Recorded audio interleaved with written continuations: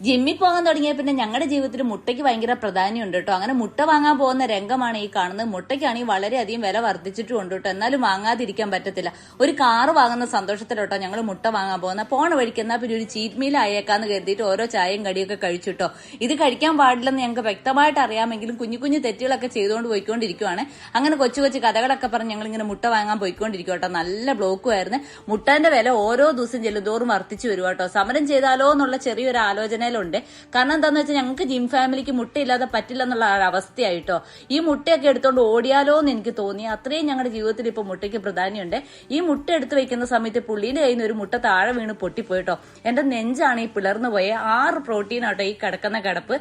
ഭയങ്കര സങ്കടം ഫീൽ ചെയ്തു കേട്ടോ. അങ്ങനെ മുട്ടയൊക്കെ മേടിച്ച് കഥയൊക്കെ പറഞ്ഞ് മെല്ലെ ഇങ്ങ് പോകുന്ന വഴിക്ക് ഒരു കൊറിയറുകാരൻ വന്നിട്ട് ഞങ്ങളെ വിളിച്ചു കേട്ടോ. ഞങ്ങൾക്ക് ജിമ്മുമായിട്ട് ബന്ധപ്പെട്ട ഒരു സംഭവം എത്തിയിട്ടുണ്ടെന്ന്. ഇതെന്താന്ന് നിങ്ങൾക്കൊന്ന് കമന്റ് ചെയ്യാൻ പറ്റുമോ? ഒന്ന് സബ്സ്ക്രൈബ് ചെയ്ത് സഹായിക്കാമോ?